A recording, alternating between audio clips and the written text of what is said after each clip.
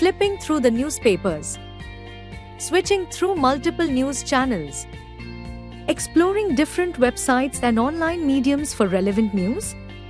Keeping up to date with important news is not only time-consuming but also requires meticulous upkeep of notes for thorough revision.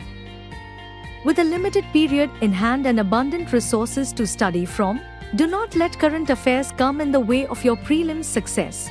Join the PT 365 program by Vision IAS and advance in your preparation for current affairs. Starting on 9th January at 5 p.m., this 20-day course offers comprehensive coverage of 1 year of current affairs in 60 hours.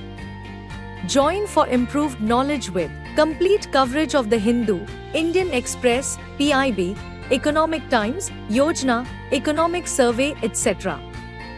Doubt-clearing sessions and mentoring for thorough knowledge. Access to Sandhan personalized test with 25,000 plus questions. Access to live and online classes for flexibility in timing.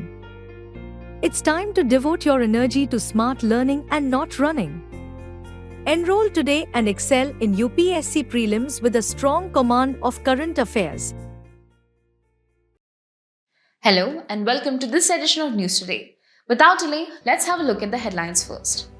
Social media company X sues Union government over IT Act violations. Parliamentary Standing Committee on Agriculture summits report on fisheries sector.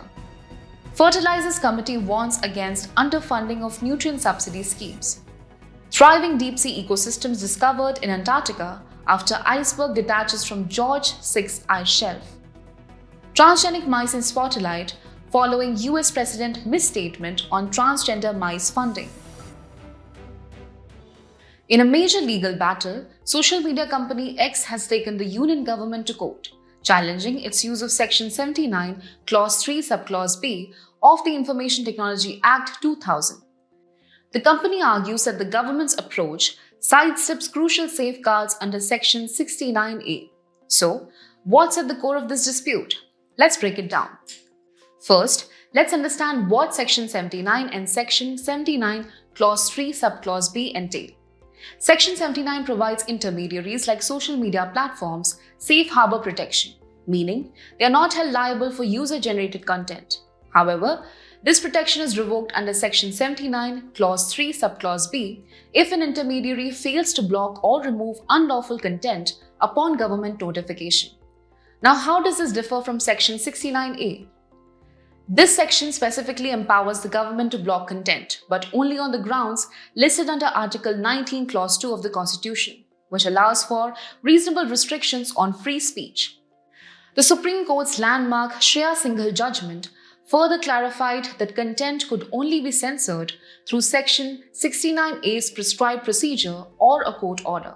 Despite this, in 2023, the Ministry of Electronics and Information Technology, or MeitY, issued a directive permitting all ministries, state governments, and even police authorities to issue information blocking orders under Section 79, Clause 3, Subclause B. This was followed by the launch of the Sahyog portal in 2024, where such authorities could issue and upload these blocking orders.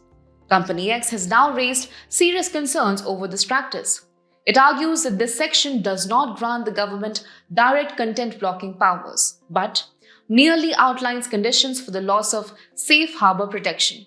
Moreover, the company contends that MeitY's directive violates the Shreya Singhal judgment by bypassing Supreme Court mandated procedural safeguards and effectively using Section 79, Clause 3, Subclause B as a censorship tool instead of adhering to Section 69A. This case brings critical questions of online free speech, legal safeguards, and government authority into focus. Now, we'll bring you key insights from the latest report submitted by the Parliamentary Standing Committee on Agriculture, which evaluates the government's response to recommendations aimed at strengthening the fisheries sector.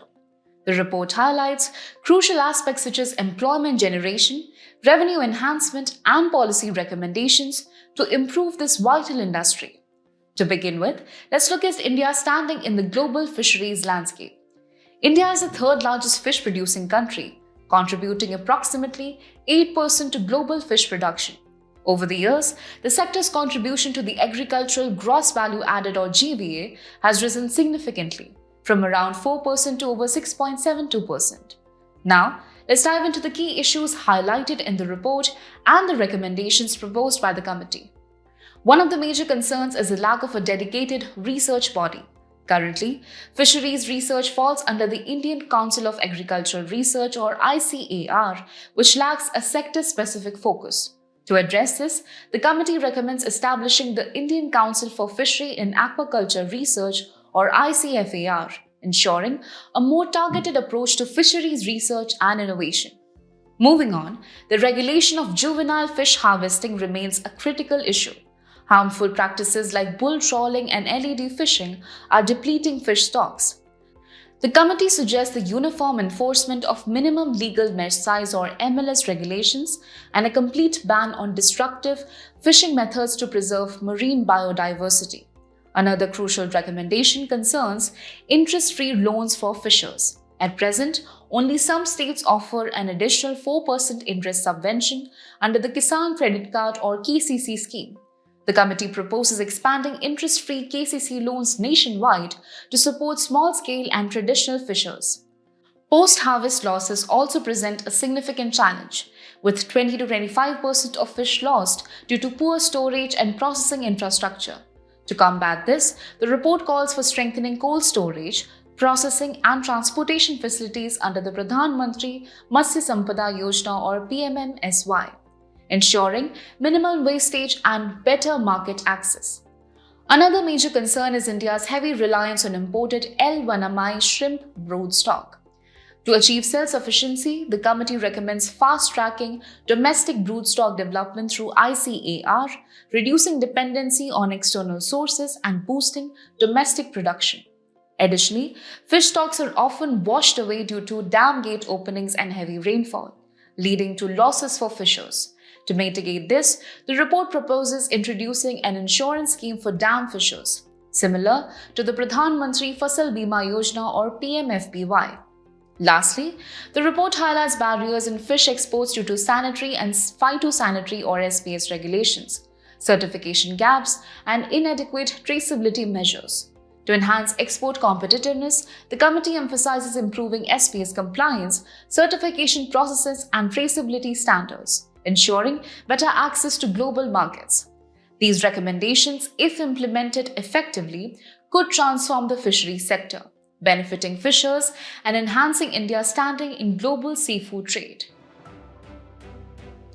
Moving ahead, we bring you key insights from the latest report by the Fertilizers Committee, which raises concerns over the underfunding of crucial nutrient subsidy schemes. The report highlights the impact of budgetary cuts and makes key recommendations to ensure fertilizer security and efficiency in distribution.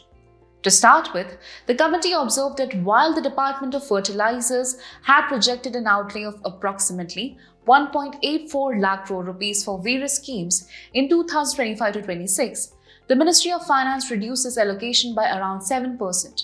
This reduction affects both the nutrient-based subsidy or NBS scheme and the urea subsidy scheme, potentially impacting affordability and availability for farmers. Now, let's take a look at the key observations made in the report. Strengthening fertilizer security remains a priority, especially in the wake of geopolitical disruptions and price volatility that have led to shortages of critical fertilizers such as diammonium phosphate or DAP. In addition, the lack of initiatives to secure mining leases for essential raw materials like phosphates and potash further threatens long-term supply stability. Another concern is the need for revision in the grades of NPKs, nitrogen, phosphorus, potassium, sulfur fertilizers. The current system does not always provide soil-specific grades, leading to additional costs for farmers. Meanwhile, the direct benefit transfer or DBT system is also under scrutiny for lacking a mechanism to verify genuine beneficiaries, leaving room for misuse. On the technological front, nano-fertilizers such as nano-urea and nano-DAP show promise in improving crop yields, but further research is required before widespread adoption.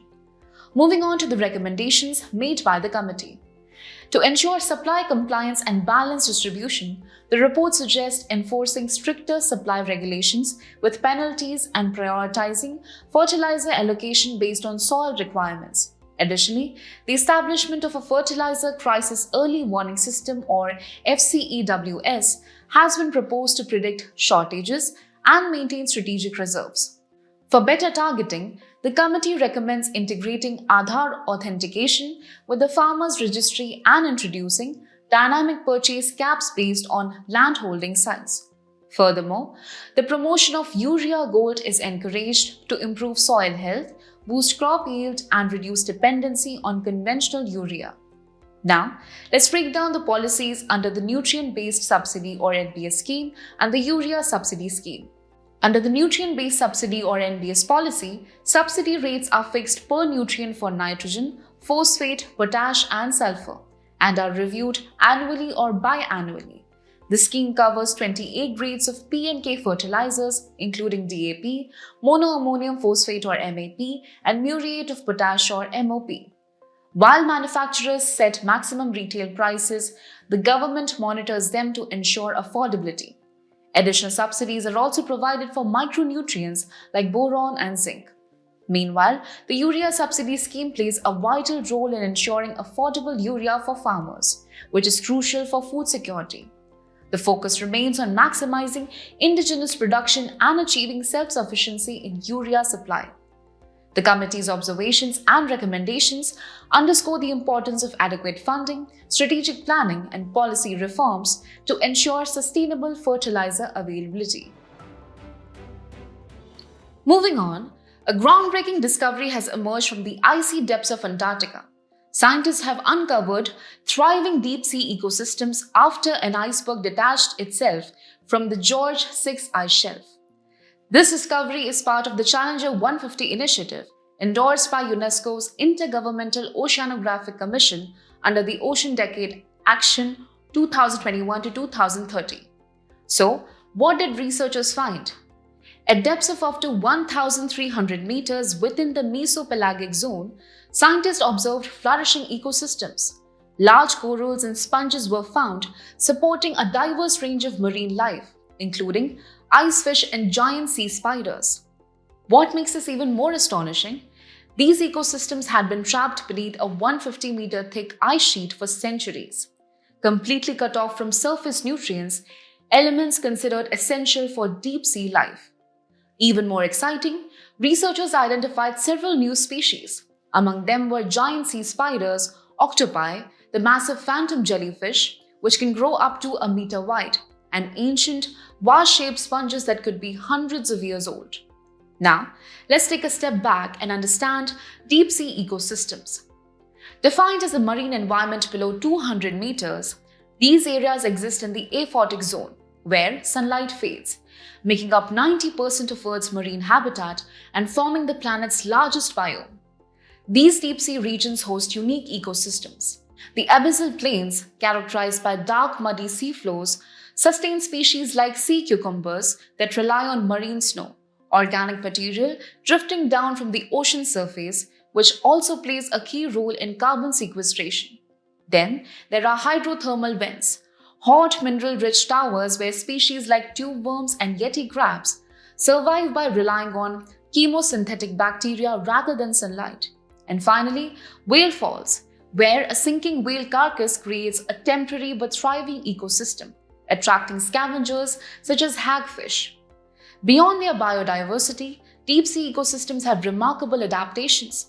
Some species like anglerfish and ctenophores use bioluminescence to attract prey, find mates, or confuse predators. Others, such as zooplankton and deep-sea fish, rely on vertical migrations, feeding at the surface before returning to deeper waters. In food-scarce regions, creatures like the sleeper shark have evolved slow metabolism, allowing them to survive with minimal energy. These ecosystems also play a significant role in climate regulation by driving thermohaline circulation, mixing warm and cold waters to influence global climate patterns. Additionally, carbon storage in the abyssal plains, where carbon-rich sediments can be up to 5 kilometers thick, is crucial in carbon sequestration. This discovery not only expands our understanding of deep sea biodiversity, but also highlights the vital role these ecosystems play in maintaining environmental balance. A rather unusual topic has been making headlines lately, and it all started with a misstatement by the US President regarding funding for transgender mice. While the remark caused quite a stir, what he likely meant to reference was transgenic mice, a significant subject in the world of scientific research. But what exactly does transgenic mean? Transgenic refers to an organism or cell whose genome has been altered by introducing foreign DNA sequences from another species. In simpler terms, transgenic organisms express traits or proteins that are not originally found in their species. The term itself is derived from trans, meaning one to another, and genetic, which relates to genes. One of the most widely used transgenic models in research is the transgenic mouse, valued for its physiological, anatomical, and genomic similarities to humans.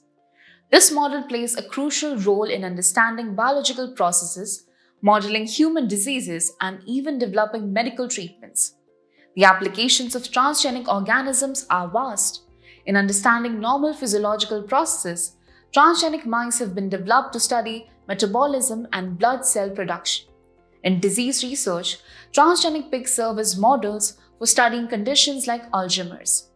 The development of new treatments have also seen the use of transgenic zebrafish, which accelerate drug testing and therapy advancements. Furthermore, transgenic goats have been genetically modified to produce human antithrombin, a blood clotting protein showcasing how biotechnology aids in therapeutic protein production. Beyond medical research, transgenic technology extends to agriculture, with crops such as Bt cotton being genetically modified for increased disease resistance. Bt cotton is engineered using a gene from the bacterium Bacillus thuringiensis, which produces a toxin that kills bollworms, protecting the cotton from infestation. The process of developing Bt cotton involves several scientific steps. First, scientists extract the Cry1AC gene from Bacillus thuringiensis, which is responsible for producing the toxin. This gene is then inserted into a plasmid, forming recombinant DNA, a combination of genetic material from different sources. This recombinant DNA is then introduced into cotton cells in a process called transformation. The result?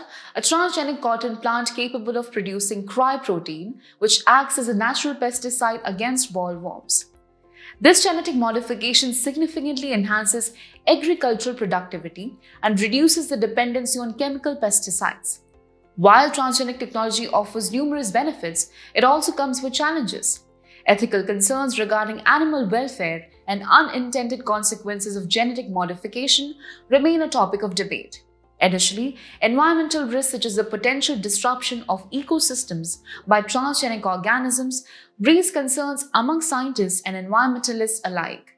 In India, the regulation of genetically modified organisms falls under the Rules 1989 of the Environment Protection Act 1986, with the Genetic Engineering Appraisal Committee or GEAC playing a crucial role in overseeing transgenic research and approvals. As advancements in genetic engineering continue, transgenic research remains a key player in medicine, agriculture, and biotechnology. The personality in the news today is Dr. Ram Manohar Lohia, as his birth anniversary was recently observed. Dr. Lohia was born in Akbarpur, Uttar Pradesh, and was a visionary leader, a freedom fighter, and a champion of social justice. Now, let's talk about his contributions. He actively participated in the Quit India movement in 1942 and was imprisoned multiple times for his role in the struggle for independence. Additionally, he protested against Portuguese rule in Goa. Dr. Lohia envisioned eliminating inequalities across caste, class, and gender through the concept of economic democracy. He also presented a 6-point plan for new socialism, which emphasized maximum attainable equality, a global standard of living, and a world government. His literary works include The Caste System, Wheel of History, Marx, Gandhi, and Socialism, among others. The key values he stood for were justice, equality, selflessness, and non-violence. As we conclude today's main news, let's have a look at some quick updates. APEDA facilitated first ever export of anthurium flowers from Mizoram to Singapore. Anthurium is a vast group of beautiful blooming plants available in a wide range of colors. It is native to tropical America. In India, it is one of the most important flowers cultivated in Mizoram. Researchers identified a new species of freshwater algae named Scythia rosemalayensis. Scythia rosemalayensis was discovered in Rosemala, located in Western Ghats of Kerala, and has been named after the place where it was found. Venture capitalists are concerned about AI washing used by startups to secure funding. AI washing is the practice of overstating or misrepresenting the use of AI in products, services, or business strategies. India has imposed anti-dumping duties on multiple Chinese goods. WTO defines anti-dumping duties as tariffs imposed by a domestic government on foreign imports that are priced below fair market value, a practice known as dumping. Delhi joins National E-Vidhan Application Platform. NEVA is a workflow system deployed on Meghraj which helps the chair of the House to conduct the proceedings of the House smoothly. Members can carry out their duties in the House efficiently in a paperless manner. Vinod Kumar Shukla is selected for 59th Gyanpith Award. It is recognized as the highest literary award in India. The Gyanpith Award has been presented annually by Bharatiya Gyanpith since 1965 for outstanding contributions to Indian literature. Bharatiya Gyanpith, established in 1944, is one of the premier literary organizations. The nation pays tributes to Bhagat Singh, Rajguru and Sukhdev on Shaheed Divas. March 23 is observed as Shaheed Divas or Martyrs' Day.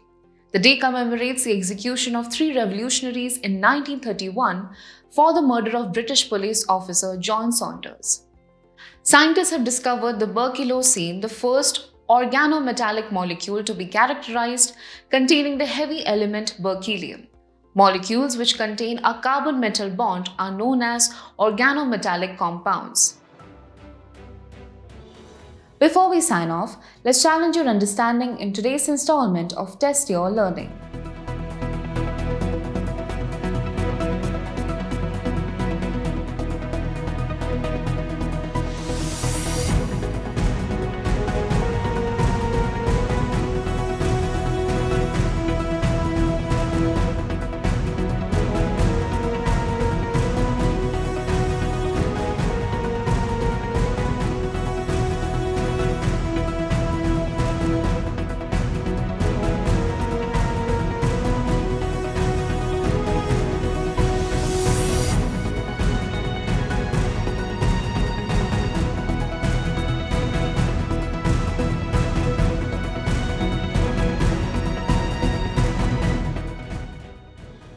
Thank you for joining us. We hope you found this episode of News Today engaging.